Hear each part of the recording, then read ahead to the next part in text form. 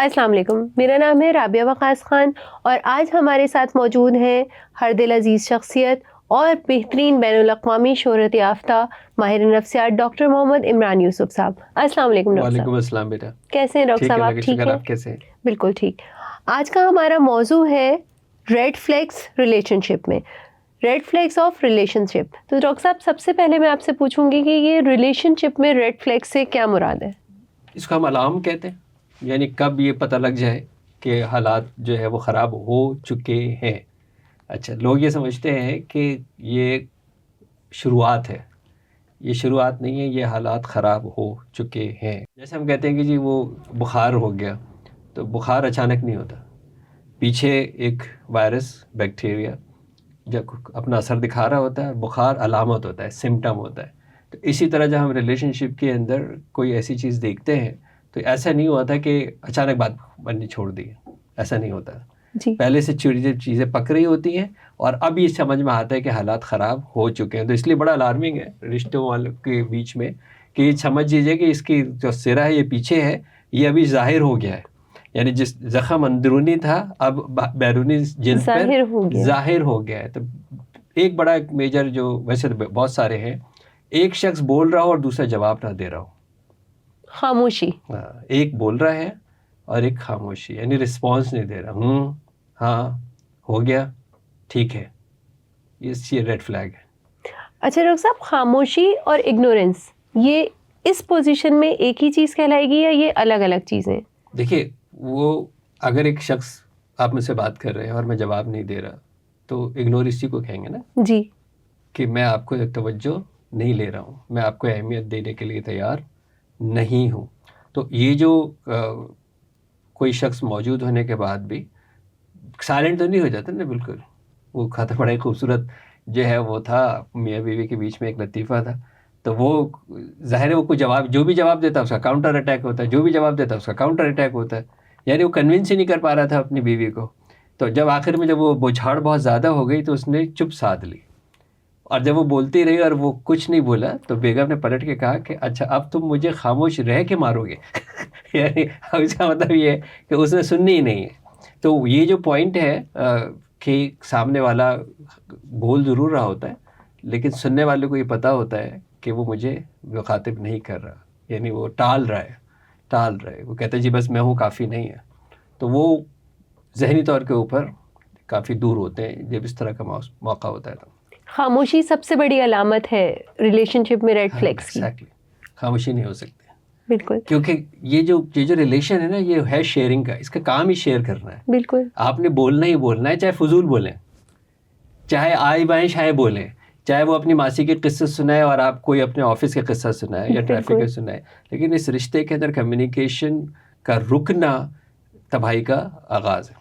بالکل ایسا ہی ہے۔ اچھا ڈاکٹر صاحب، مجھے یہ بتائیے کہ ایک عورت یا مرد جس کو اس کا ساتھی جو ہے وہ ہر ضرورت پوری کر رہا ہے، پھر بھی کیا کوئی ایسی وجہ ہو سکتی ہے جو ریلیشن شپ میں ریڈ فلیگس کو لے کر آئے؟ ہاں بالکل، دیکھیں وہ ایک سمجھ رہا ہے کہ میں پوری کر رہا ہوں نا، ایک سمجھ رہا ہے کہ میں ساری ضرورتیں پوری کر رہا ہوں، دوسرا والا جو ہے وہ اس کے لیے ابھی بھی گیپ ہے، اور پرابلم یہ ہے کہ وہ بتا نہیں رہا کہ کس چیز کا گیپ ہے۔ بالکل، پر اکثر جو مرد حضرات ہوتے ہیں ان کا خیال یہ ہوتا ہے کہ ہم جو سارا دن محنت کرتے ہیں اور کما کے لے کے آتے ہیں اور بھاگ دوڑ کرتے ہیں اور اوور ٹائم کرتے ہیں، دو جابس کرتے ہیں، گھر کے لیے جو ہے وہ ساری چیزیں پوری کر رہے ہیں، کرایہ بھی دے رہے ہیں، بچوں کی فیس بھی دے رہے ہیں، گھر کے راشن کو بھی جو دیا ہوا ہے، خاتون خانہ بھی جو کہتی ہیں وہ لا کے دیتے ہیں، تو ہم سب کچھ کر رہے ہیں۔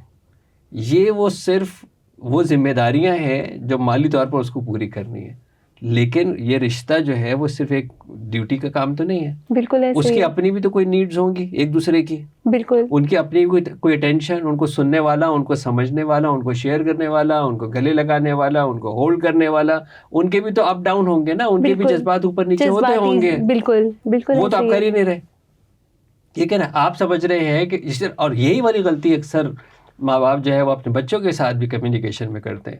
تمہیں اتنے مہنگے اسکول میں پڑھا رہے ہیں، تمہیں پتہ ہے کہاں سے پیسے آ رہے ہیں، تمہیں پتہ ہے یہ کوئی آسانی ہے، تمہیں پتہ ہے تم پہ کتنا خرچہ ہو رہا ہے، اور وہ کہہ رہے ہیں سب کچھ تو انہیں کے لیے کر رہے ہیں۔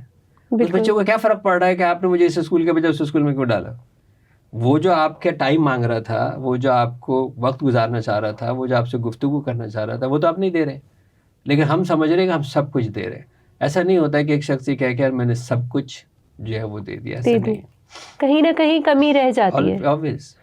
تو ڈاکٹر صاحب اس کمی کا سامنے نہ آنا کیا کمیونیکیشن کا گیپ ہو سکتا ہے؟ ایبسلیوٹلی. دیکھیں دنیا کا ہر مسئلہ ریزالو ہوتا ہے کمیونیکیشن سے. بالکل آپ ایسے بڑی بڑی جنگیں دیکھ لیں، ایک طرف جنگ ہو رہی ہے، اس سائڈ میں مذاکرات ہو رہے ہیں. بالکل ڈائلاگس بہت ضروری ہیں. ایسے ہے نا. اسی لیے کمیونیکیشن جو ہے وہی ایک سلوشن ہوگا. پرابلمس بھی یہی کمیونیکیشن پر کرتی ہے. یعنی آپ ایسی چیز بول دیتے ہیں کہ جس سے دوسرا آدمی ٹریگر ہو جاتا ہے، لیکن اس کا سلوشن جو ہے وہ بھی یہی ہوگا کہ آپ کمیونیکیشن واپس کریں گے. بالکل. اچھا ڈاکٹر صاحب آپ کے خیال سے کیا ایک فرد جو کہ ریلیشن شپ میں ہے اور اس نے کوئی ایسی بات کی جو سامنے والے کو مناسب نہیں لگی اور پھر اس نے اس کو حل کر لیا، کمیونیکیٹ کر لیا، آپس میں ڈائلاگ کر لیا، کیا وہ بات دوبارہ ریڈ فلیگز لے کر آ سکتی ہے؟ کیونکہ اکثر یہ ہوتا ہے کہ بالکل آ سکتی ہے.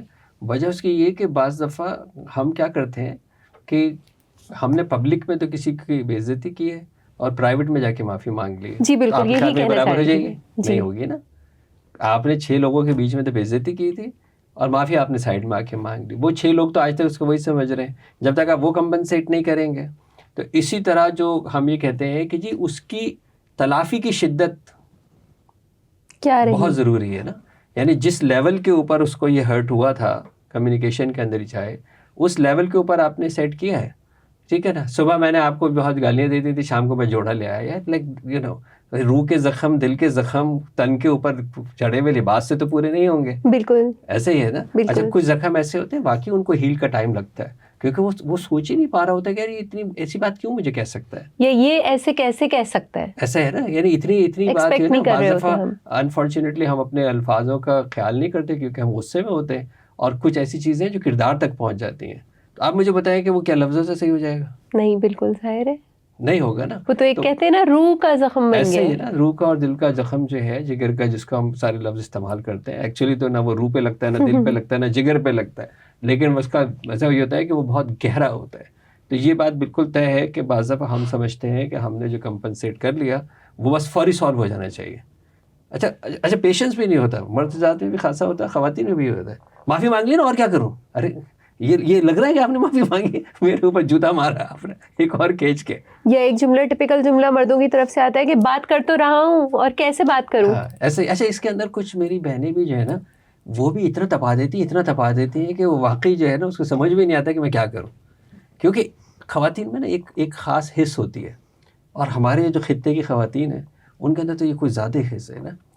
وہ پن پن پن پن پن پن پن کرتے رہتے ہیں، مطلب وہ بندے کو سمجھ ہی کچھ نہیں آتا.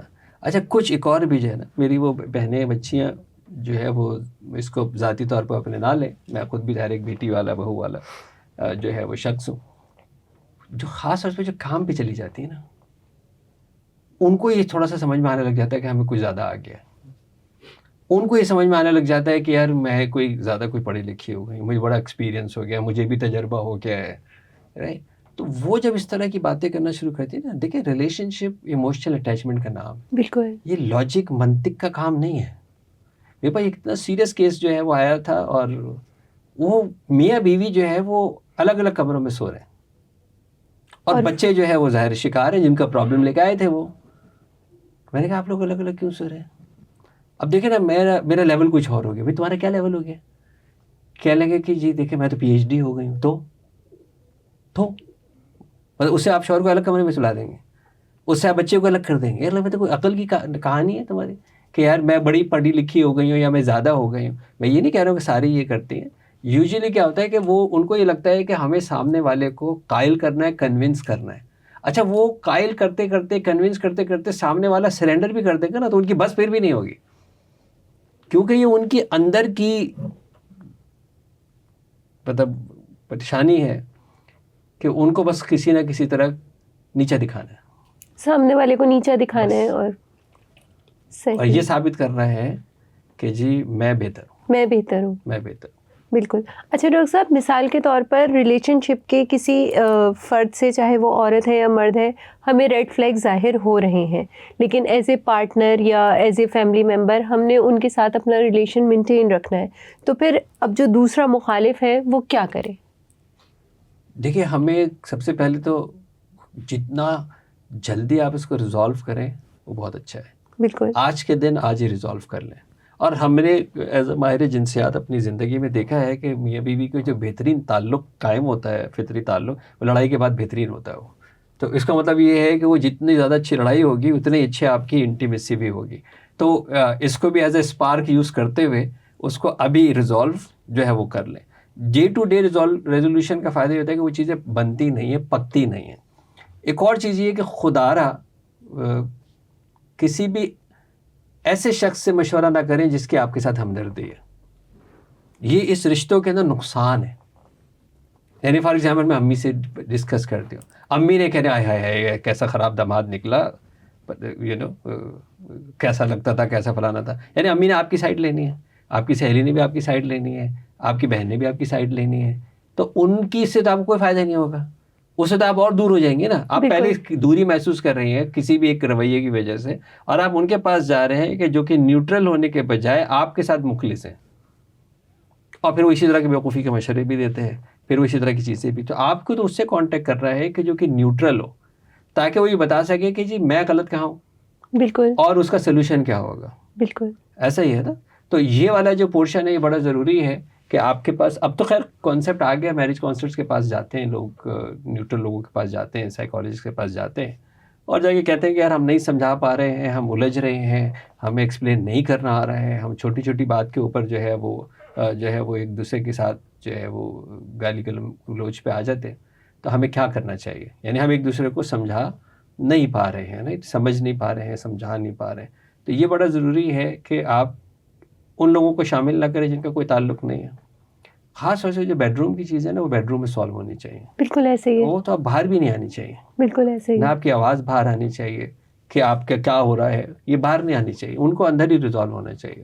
تیسرے شخص کا کوئی تعلق نہیں ہے کہ آپ دونوں اپنی چیزیں کس طرح سالو کرتے ہیں. میاں بیوی کے درمیان مرد ہے یا عورت ہے، اگر اس کی طرف سے یہ آتا ہے کہ اس کو فزیکل ہونا ہے اپنے پارٹنر کے ساتھ، خواتین کہتی ہیں آپ کو تو بس ایک چیز چاہیے. آپ کہہ رہی ہیں کہ جی میں نے نہیں کرنا، کہاں جائے گا؟